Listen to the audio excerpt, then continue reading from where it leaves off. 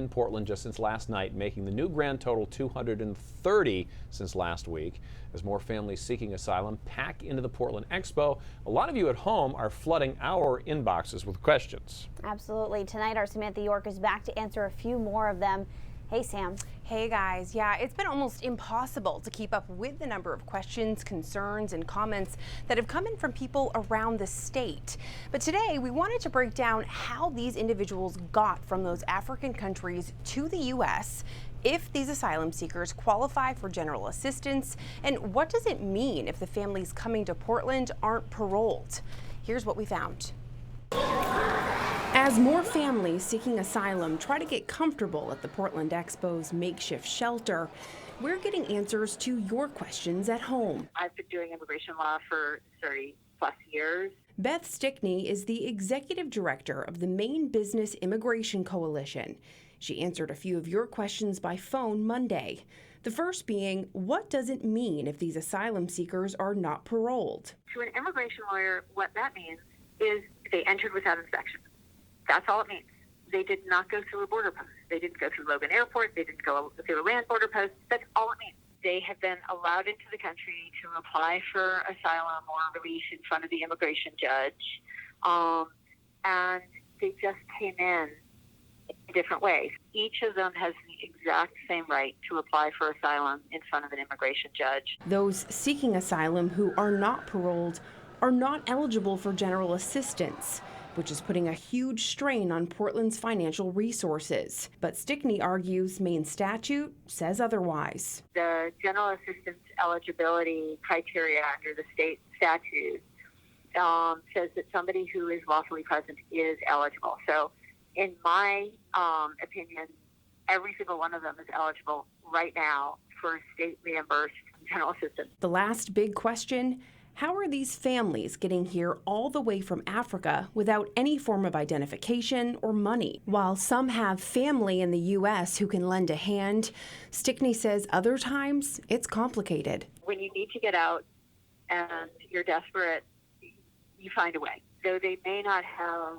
passports on them now, that does not mean that they didn't have some sort of documentation on them when they left their country. Along the way, they could have had their passport taken from them by the sort of, the smugglers that help people move north. There have been situations where the sort of essentially smugglers travel with them on the plane, and once they get to the destination, the smuggler takes the passport back to reuse it for another person that they're going to be smuggling. Now, if you at home have more questions, please feel free to email them to us or use the hashtag AskNow on social media. We're still waiting on answers from city leaders in Portland about the total cost, as well as how and if the state will be providing any assistance. We'll be talking much more about this tonight at 5:30. Guys, back to you. Good. Thank you, Sam. Answered some of mine, for sure. All right, want to talk about the weather? Yes. I mean, really, it wasn't too terrible out there today, Keith. No, and low bar. And Lee already kind of knows that a lot of the state was sunny today, so it was really southern and southern coastal Maine that was cloudy. In fact, there's the cloud shield right there, and it's sweeping offshore. Portland and a lot of locations here will get a couple of hours of sunshine. It's kind of late in the game, but the sunset is extremely late, approaching its latest, of course, as we head into Friday, the first day of summer. Visible satellite showing you a couple of cumulus puffy clouds over northern Maine. That's where they saw more sun.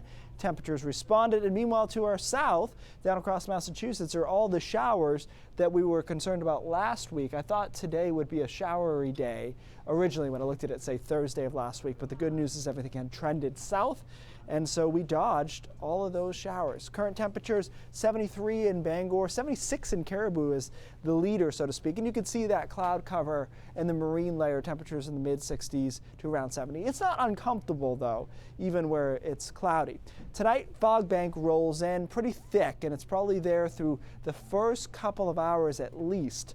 Tomorrow is perhaps as far inland as Lewiston and Augusta, that fog bank.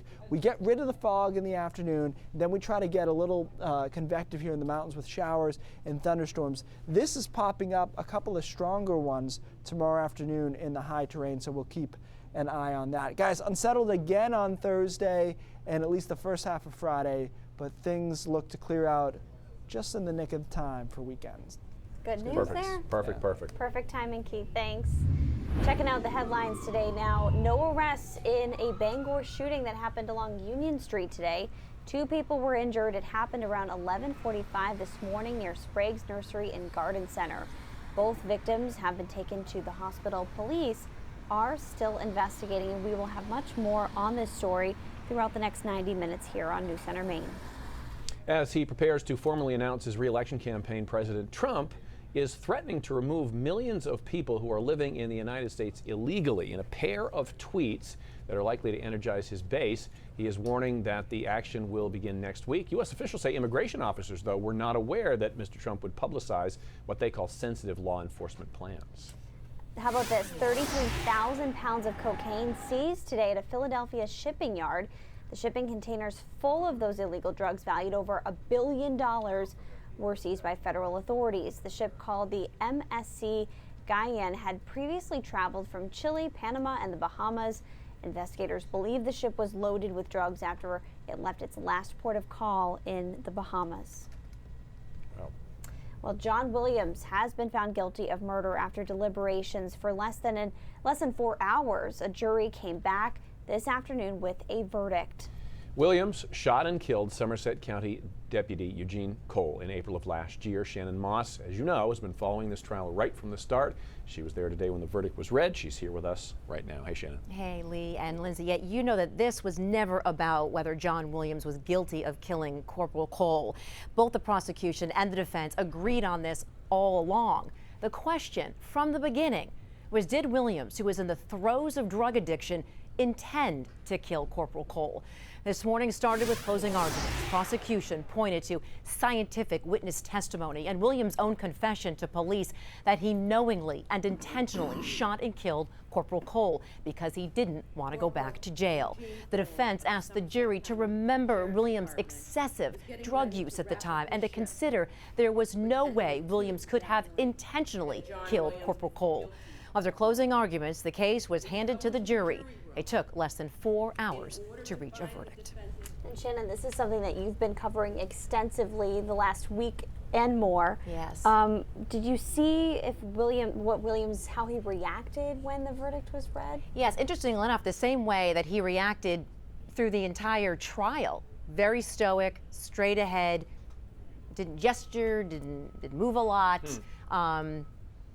So it was pretty much the same when the verdict was read. How about Corporal Cole's family? Yeah, same thing. Not a lot of emotion through the trial, except for a few points when pictures were shown of Corporal Cole's body. Obviously, that was very difficult for the family, for everybody, really, including the jurors. But when that verdict was read, relief. You could see just their shoulders drop. And when this verdict came down late this afternoon, I know you had mentioned live on our air that you weren't sure what was going to happen next, when that sentencing would be scheduled. Do we know any more at this point? A little bit. We know that the sentencing should be probably September. There's a couple months, a few things that they need to do. I know that the prosecution, is going to ask the judge for life. Now, life in Maine does not come with probation or parole. So if Williams is sentenced to life, that's it. He's 30 years old and he'll spend the rest of his life behind bars.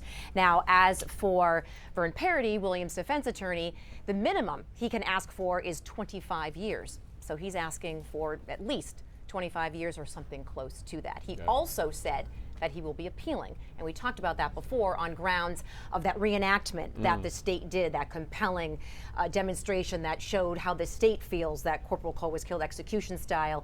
Mr. Parody tried to get that out of court. The judge allowed it, and he says he'll use that as grounds to appeal. All right. It's been interesting. Certainly. All right. Shannon, thank you so much. You bet. One quick story before a break, too. Another study revealing a lot of healthcare employees are working while they are sick.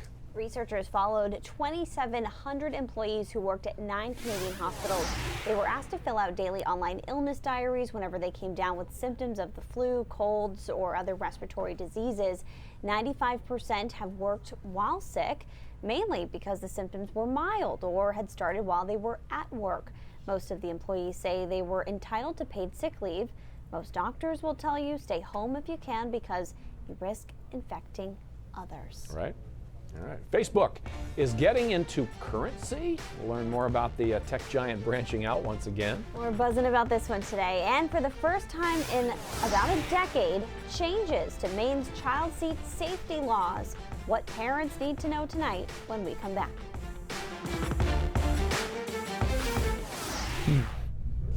Awesome. I'm so glad you saw that because I looked down and I saw the red and I heard Isaac say something, but I was so listening to what Shannon said that I didn't hear it. Well, I didn't have the right story up, but I looked up and saw that Yeah. it was yours. That's why I jumped in, because I thought That's my fine. story was up. But All good. No, that was perfect. All right. How's everybody doing? all right.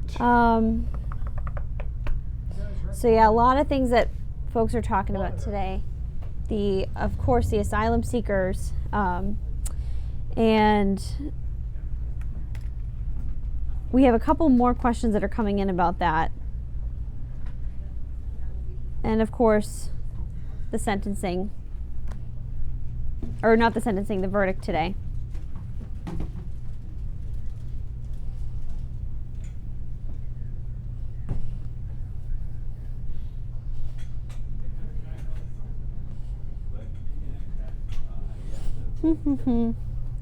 It was a busy day. It was certainly a busy day, Fred. We've had a lot of those lately. Yeah. I guess they kind of all are, but we've had a lot of them lately.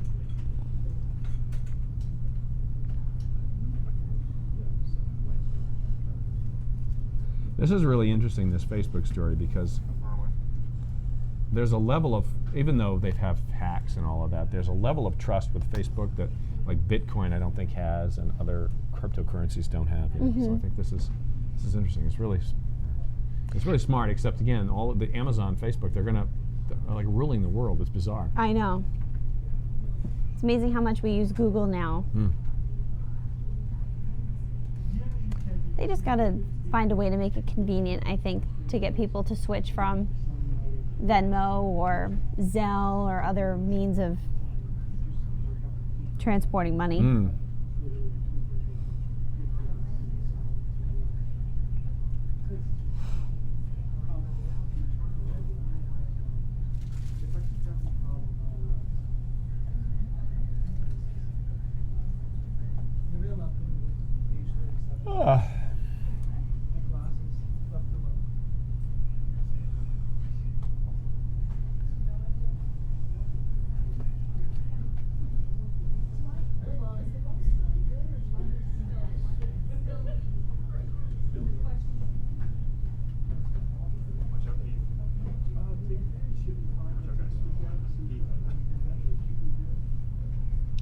So there was some pretty big news from Facebook today.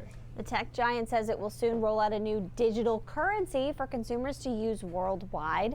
It's called Libra, and it's expected to launch in the next 6 to 12 months. Facebook already has more than 24 companies signed up to govern the use of Libra, including Visa, MasterCard, and PayPal. Consumers will be able to use their phones to transfer Libra to friends, shop online, or pay at their local store.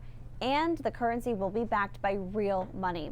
Facebook will also have a new digital wallet that will be available in Messenger, WhatsApp, or in a standalone app. The goal is to make sending money around the world just as easy as sending a picture, which could be dangerous maybe. This is going to be dangerous for me if it pans out. Oh yeah. Domino's Pizza is testing a new type of delivery. Yeah, and as you probably guessed, it is a self-driving vehicle. Domino's is teaming up with robotics company Nuro, and they plan to roll out this later in the year, first in Houston. Nuro's driverless vehicle is called the R2, and they say it can really deliver everything, food, dry cleaning, you name it. Customers who place their orders online can track the vehicle via Domino's app, and they can get their hands on their pizza with a PIN code that will unlock a compartment in the car. Will these replace human delivery drivers? Not at first. Domino's says the R2 would be a great extra delivery option during peak times, though. And while we are on the topic of delivering food, let's talk Dunkin's. Yes, they also have a new option for people craving donuts and coffee, but if you can't leave your office, they have the solution. Dunkin's is rolling out its new delivery program with the help of Grubhub. First, it will just be in New York City, with plans to expand to Boston, Chicago, Philadelphia, and maybe other cities after that. Grubhub controls 27% of the U.S. delivery market, and it is available in Maine. Awesome. All right. We got a quick break? Yes. Then we got more coming up. All right, let's check in on that forecast.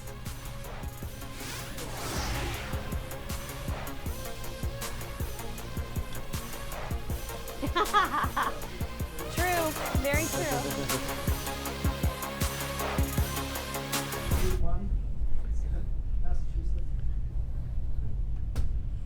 So I think we are in the newsroom. All right.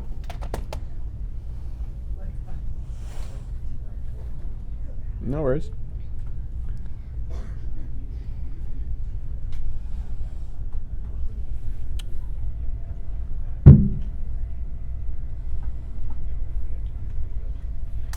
Where are we going? How about letting me stand on the box this time? Oh my gosh. Stand on my shoulder. That's all I need. Look how short I would be Let's if that just were see the how, case. how it would yeah, look. yeah. I'm like, and like if I took my heel off. There we go. Yeah, there we go. So funny. So you're yeah. okay with this then, right? Yeah, Okay. I think it'll be fine. I think Michael will struggle a little bit with the Steadicam. Could you imagine having to do that, fitting us both in the frame? Oh man, oh man, oh man.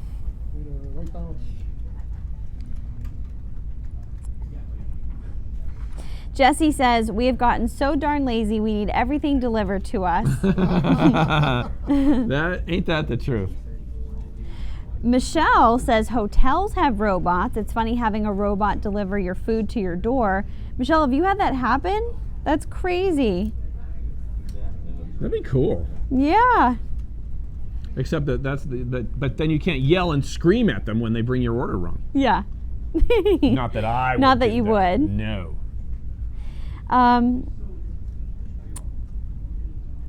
So yeah, a lot of you guys are commenting on my vertical enhancement device, the box. This is the behind the scenes.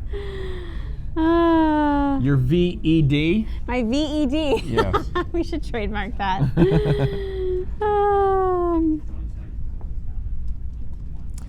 Yeah, I don't know. I wonder if like this is great news for scammers, you know. Which? The Facebook currency. You know, now scammers, instead of sending people to buy a prepaid debit card to send to so-and-so overseas, now they can just say, hey, send me the money in Facebook Messenger. Yeah. Like, is Facebook making it easier for scammers to We'll see, right? do their thing? We shall see.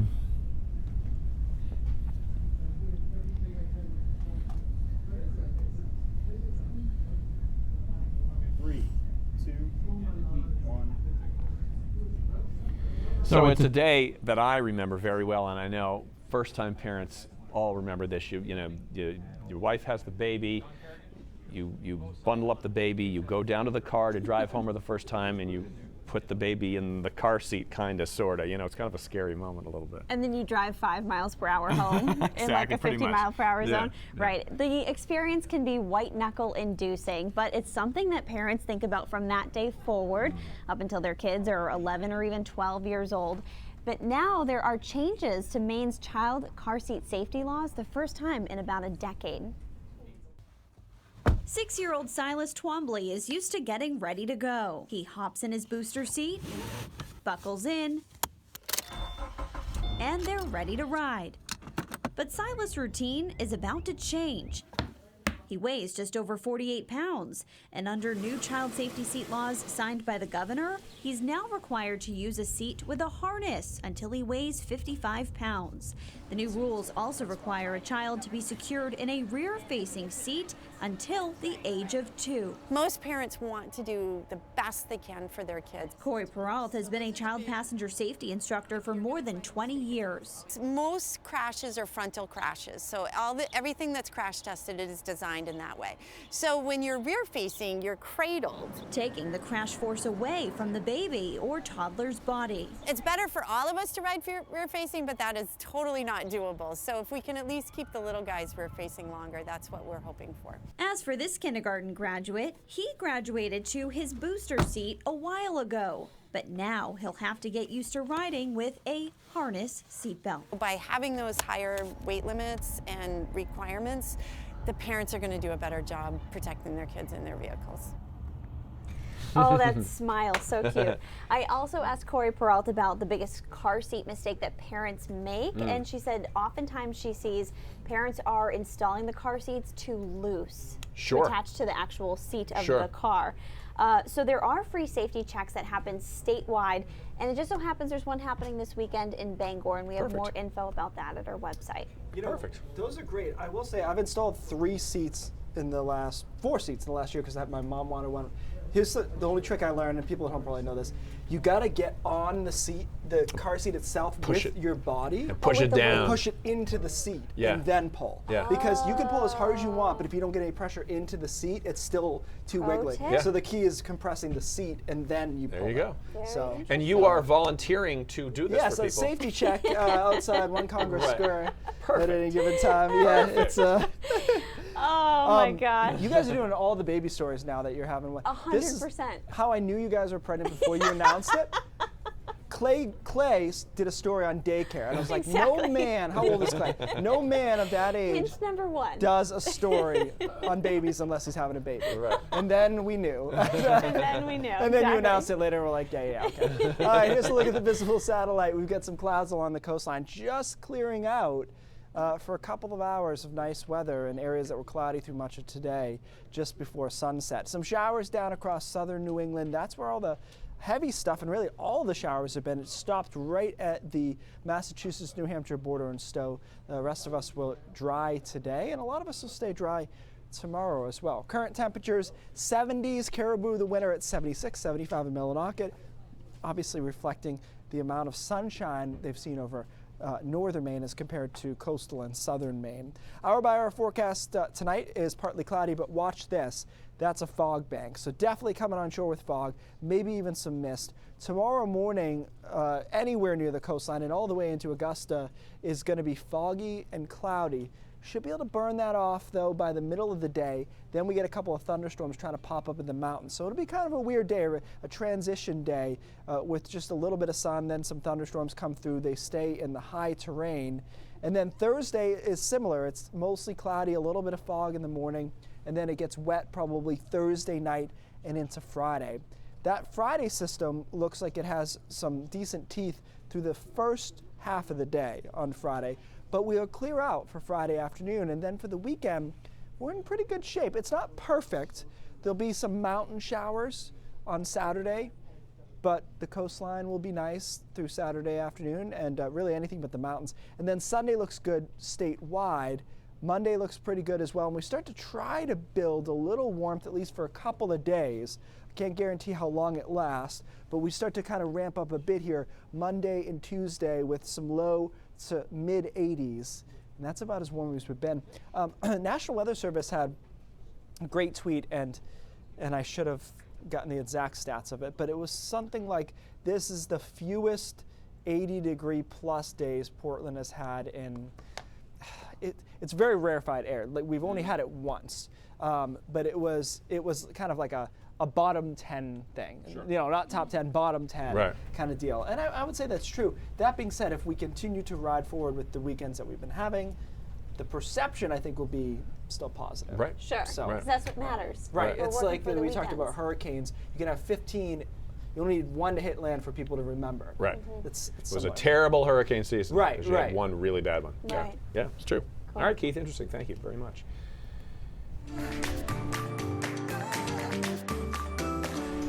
All right, we have a great That's So Maine today from our own Hannah Deneen. She saw this at the UPS store in Bangor, a large taxidermied moose. I don't think it's the entire moose. I think it's just like part of it.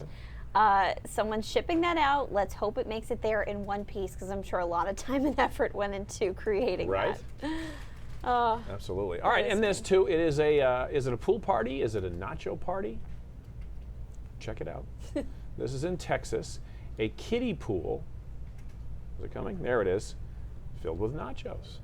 For the sake of everyone eating some. Hopefully there were no swimmers in the pool before. According to the website Insider, this was for a house party. Probably the most nachos you've ever seen in one place, right? The question is, would you dive into this? I mean, and by diving in, I mean eat some. Or dive in. Yeah, you know? right? I don't know. I think I'd go for it. Why not? As long as the pool was clean before. Right. Sanitized. Right. And how would you check that? Yeah, right. There's no way of knowing. No. Maybe less is more in terms of the information there. Yes, probably so. All right, let's get some information from Cindy, who's going to tell us what's coming up at 5:30. Hey, Cindy. Hey guys, you know vandalism is such a stupid crime, right? Well, the town of Carmel is pretty angry over what someone, or probably likely a bunch of people, did to the town's recreation area. It's an area where people are supposed to come have fun. Now they're all coming to help clean it up. Choosing a color of paint for your house can be a really hard decision. So one family in Bangor has decided to let their neighbors weigh in on this, and they've already gotten 500 responses. Sounds like it might be an even harder decision now to me. But anyway, back to you. We'll see you at 5:30. It's very interesting. They're the ones who have to drive by it and look at it. And It's very considerate. Yeah, it is. Those are good neighbors. Yeah, interesting. All right, very good. All right, quick break. We got more coming up. Yeah, sprain drops when we come back.